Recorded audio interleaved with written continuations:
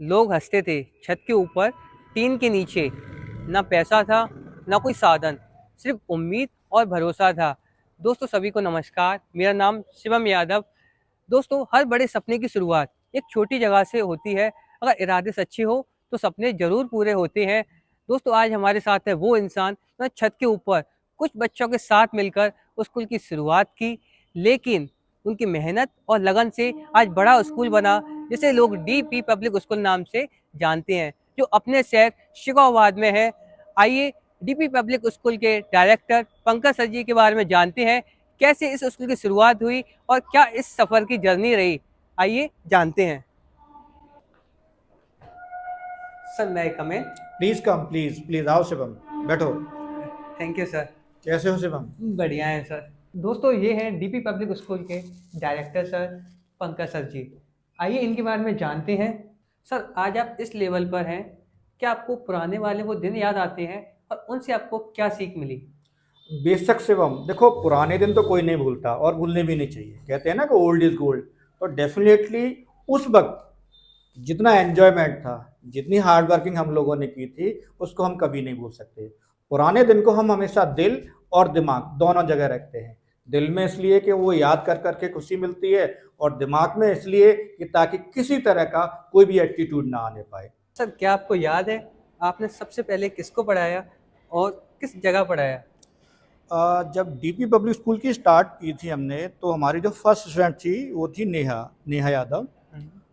हर father name mister Vijendra. Ji. Neha के बाद निशु, शिवम, और उनके साथ मिला के टोटल 35 स्टूडेंट्स थे। जी सर। और किस जगह पे पढ़ाया आपने? आप इस चीज़ पे विश्वास नहीं कर पाएंगे जो आज के समय के लोग हैं, कि जब हमने स्कूल की स्टार्ट ना की थी, तो एक पतली सी गली में रिहायशी घर था। उस घर के ऊपर छत पे जो टीन की चादर आती है उनको लगा के, और वहाँ से हमने इस चीज़ को स्टार्ट किया। बहुत बढ़िया सर। उस चीज़ में आपको काफ़ी स्ट्रगल फेस करना पड़ा होगा। और डेफिनेटली देखिए, संघर्ष तो होता ही है। कहते हैं ना कि जिंदगी संघर्ष है। जी तो सर जी। लेकिन हाँ, उम्मीद थी, भरोसा था, और उसी को लेके हम लोग चल दिए। डीपी पब्लिक स्कूल को इतना ज़्यादा प्यार क्यों मिला? इसका जो सबसे बड़ी वजह है वो ये है कि बच्चों से हमें शुरू से बहुत प्यार था। जहाँ भी हमने पहले पढ़ाया था, स्कूल स्टार्ट करने से पहले, वहाँ बच्चों को हमने दिल से पढ़ाया था। उनसे दिल से अटैच थे। और अगर आप दिल से कोई काम करते हो तो आप सक्सेस हो गए, ये मेरी गारंटी है आपको। जी सर, मैंने भी आपको देखा है इतने शिद्दत से आपने पढ़ाया हमको भी। मैं भी इसी स्कूल से पढ़ा हुआ हूँ। आपने इतने अच्छी तरीके से पढ़ाया। आपका पढ़ाने का एक अलग तरीका था। एकदम शिद्दत से आप पढ़ा रहे हो तो पढ़ाई जा रहे हो। शिवम, मेरा मानना है कि अगर हमें बच्चों को, देखिए स्कूल खोलने का पर्पज होता है, लोग कोर्स करा के फिनिश कर देते हैं, लेकिन हमारा मानना तो उनको कुछ सिखाओ। अगर आपका उद्देश्य ये होगा कि हमें अपने बच्चे को कुछ सिखाना है, तो डेफिनेटली आप इस फील्ड में आगे जाओगे। जी जी सर, क्योंकि आप जब पढ़ाते थे तो आप क्लास तक नहीं सीमित रहते थे, आप घर तक, घर पे जाके बच्चा क्या कर रहा है आप हर उसकी चीज़ की आप डिटेल आपको लेते थे कि कोई गलती तो नहीं कर रहा है।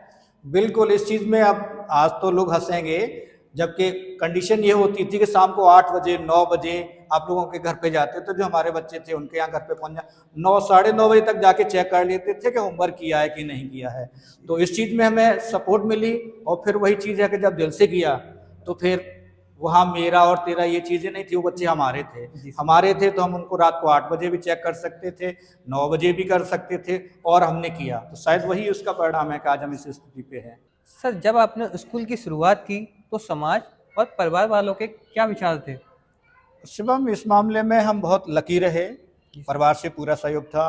पापा से डिस्कस किया था, मम्मी से डिस्कस किया था, भाइयों ने पूरा सहयोग दिया। इवन जो हमारे दोस्त अभिषेक श्रीवास्तव, अनुज सैनी, मनोज, इन लोगों से डिस्कस किया था, तो इन्होंने भी पूरी तरीके से जो उनके आइडियाज़ थे वो हमें दिए। थोड़े और लकी थे, जो हमारे फादर इन लॉ हैं वो बिजनेसमैन हैं। जी सर। उनसे जब डिस्कस किया तो बड़ी खुश हुई, और उन्होंने हर तरीके से सहयोग किया। और समाज की बात कहें तो शायद हमारी जो एक इमेज थी, उस इमेज ने हमें बड़ा फ़ायदा दिया इस चीज़ में। हमारा एक जो यहाँ पे सिस्टम था कि हम लोगों की हेल्प करते थे, सपोर्ट करते थे, उस नाते समाज ने पूरी तरीके से हमारा सहयोग किया।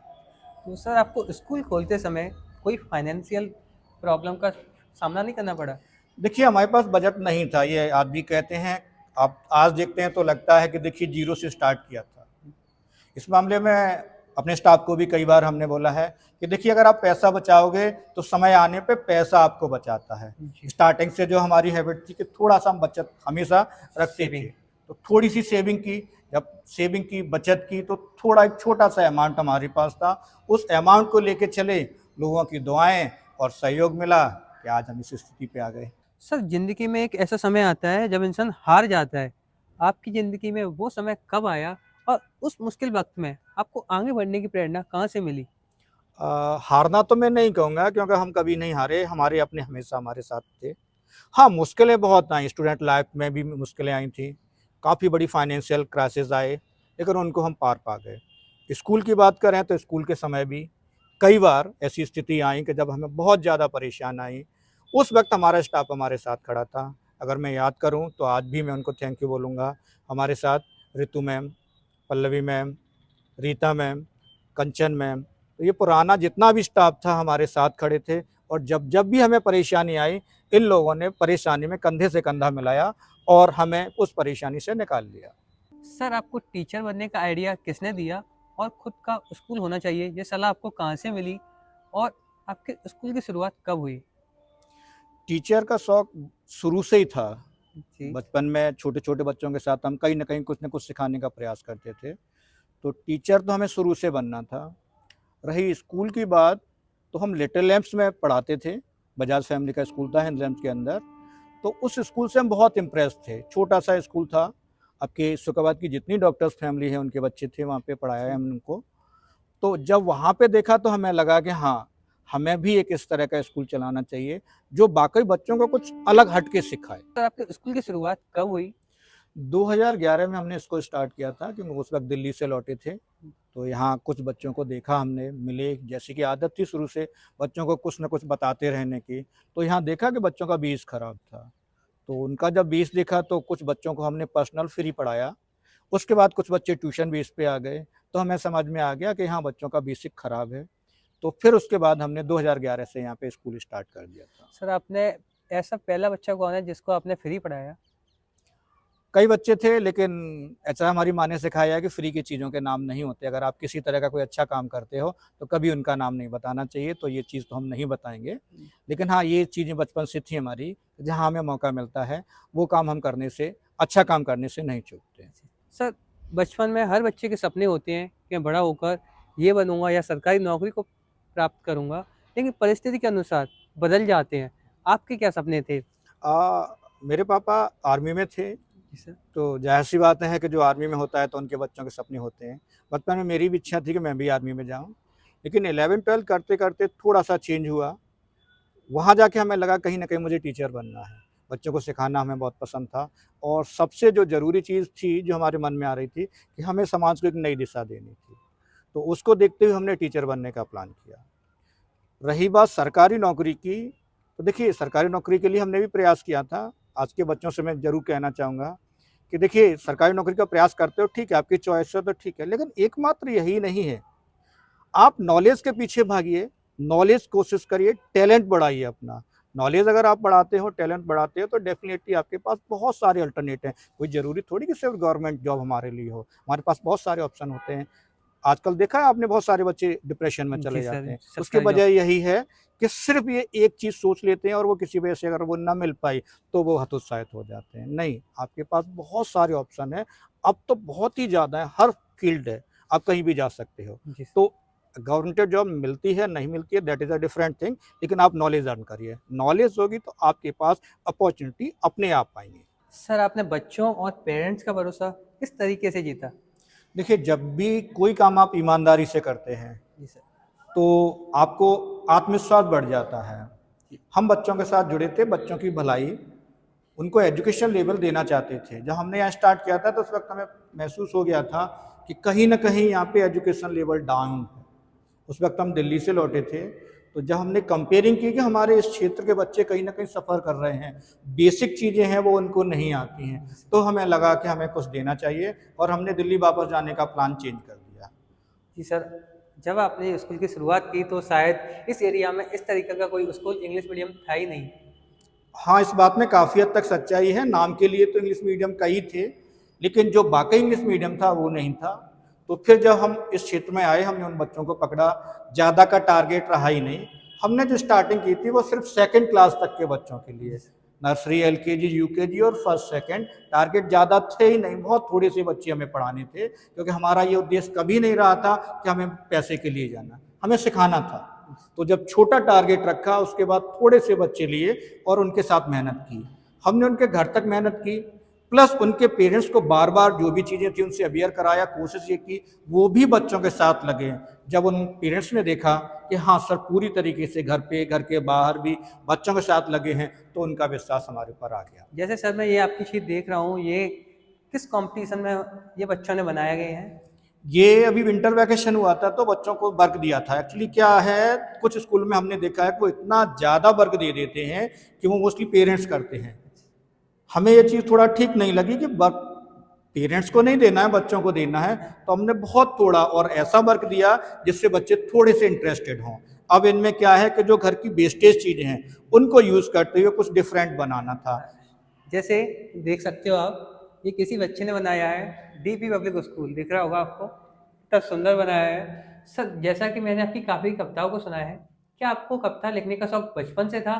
क्या आप अपनी कविता की 2 पंक्तियाँ सुना सकते हैं? हाँ, कविताओं का शौक बचपन से था, लिखने का कहें। हमने कई सारी कवि गोष्ठी अटेंड की थी, पाल इंटर कॉलेज में कवि सम्मेलन हुआ था, वहाँ भी जाने का मौका मिला था। बहुत पसंद की हुई कविता है, मुझे भी बहुत पसंद है, जिंदगी। मैं उसकी 2 पंक्तियाँ आपको सुनाता हूँ। एक हसीन ख्वाब है जिंदगी, खुदा का प्यारा जवाब है जिंदगी, कोहिनूर सी चमकदार है जिंदगी, एक अबूझ किरदार है जिंदगी, चलती रहे तो आबाद है जिंदगी, वरना फिर बर्बाद है जिंदगी। चलती रहे तो आबाद है जिंदगी, वरना फिर बर्बाद है जिंदगी। सर बहुत प्यारी कविता है आपकी। शैतानों का कहर है जिंदगी, प्याला ए जहर है जिंदगी। शैतानों का कहर है जिंदगी, प्याला ए जहर है जिंदगी, खुशियों का शहर है जिंदगी, एक प्यारी सी लहर है जिंदगी। खुशियों का शहर है जिंदगी, एक प्यारी सी लहर है जिंदगी, संघर्ष का नाम है जिंदगी। कहते हैं ना कि जिंदगी में बहुत संघर्ष है, जी सर, जी सर। तो संघर्ष का नाम है जिंदगी, इसीलिए बदनाम है जिंदगी। संघर्ष का नाम है जिंदगी, इसीलिए बदनाम है जिंदगी, खुदा का फरमान है जिंदगी, दिलों का अरमान है जिंदगी, दिलों का अरमान है। बहुत अच्छी सर, बहुत अच्छी आपकी कविता है। सर आज आपको फिर से शुरुआत करनी पड़े तो आप क्या अलग करेंगे? देखिए, समय अपडेट होता है, हमारा कहना यही है कि जो भी है हमेशा समय के अकॉर्डिंग खुद को अपडेट करते रहना चाहिए। गीता में भी कहा है कि समय परिवर्तनशील है, तो अगर आज शुरू करेंगे तो जाहिर सी बात है कुछ नई चीज़ें होंगी, अपडेट होंगे। आज टेक्नोलॉजी बहुत आगे है, टेक्नोलॉजी का यूज़ करेंगे। देखिए, हमेशा नई चीज़ के लिए शुरुआत बाकी होती है। आप अगर नई शुरुआत कभी भी करना चाहते हो, उस समय आपको देखना होगा कि समय की ज़रूरत क्या है, और समय की ज़रूरत के अकॉर्डिंग आप नई चीज़ें जो भी हैं समाज में, समाज के फ़ायदे के लिए जो भी हैं उनको आप लेके और आगे बढ़ सकते हैं। अगर हमें दोबारा मौका मिला शुरू करने का, तो हम टेक्नोलॉजी को यूज़ करते हुए संस्कार के साथ फिर से दोबारा से प्रयास करना शुरू कर सकते हैं। सर क्या आज आपकी सफलता उम्मीद से ज़्यादा है? अभी इस चीज़ को हम सफल तो नहीं कहेंगे, क्योंकि देखिए जब तक हम प्रयास करते हैं, हमारी एक उम्मीद थी, प्रयास करो, सुधार करो, शिक्षित करो, तो समाज को वही करने का हमने प्रयास किया है, आगे भी करते रहेंगे। रही उम्मीद से ज़्यादा, तो जो कुछ समय पहले हमने आपको बताया था कि कहीं न कहीं हम लकी हैं, हमारे परिवार ने सहयोग किया, मम्मी पापा दोनों भाइयों ने हमें हमेशा सहयोग किया, हमारे दोस्तों ने सहयोग किया, समाज ने सहयोग किया, परिवार रिश्तेदार सभी तरीके से हमें सहयोग मिला। तो इस चीज़ को तो हम यही कहेंगे, ऐसा किसी को नहीं मिलता, तो ये तो उम्मीद से ज़्यादा ही मिला है। भगवान का हमेशा आशीर्वाद रहा, हमारी पत्नी हमेशा हमारे सपोर्ट में खड़ी थी, आज भी हैं, और हमेशा हर तरीके से हमें बढ़ावा देती हैं। तो जाहिर सी बात है कि ये सारी चीज़ें किसी भी एक इंसान को मिलना उम्मीद से ज़्यादा ही कहलाता है। शिक्षा से पहले संस्कार क्यों जरूरी है?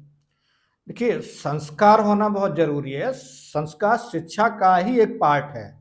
आज के समय में आधुनिक शिक्षा के नाम पे पश्चिमी जगत का अंधाधुंध अनुकरण कर रहे हैं। हम इंग्लिश मीडियम स्कूल चलाते हैं लेकिन संस्कार देते हैं। हम पैर छूना डेली सुबह सुबह हर बच्चे को बोलते हैं कि आप घर पे जब भी आते हो तो मम्मी पापा या घर पे जो भी बड़े बुजुर्ग हैं, भैया दीदी वगैरह जो भी हैं, सबके पैर छू के आओ। संस्कार बहुत जरूरी है, संस्कार के बिना शिक्षा बेकार है। सर आपको अपनी सबसे बड़ी जीत क्या लगती है? देखो शिवम, जीत और हार इस रेस में हम कभी नहीं रहे हैं और ना हमारी कभी इच्छा है। हमारा कहना सिर्फ इतना ही है, आप ईमानदारी से काम करिए, मेहनत से काम करिए, दिल से काम करिए, लगन से काम करिए।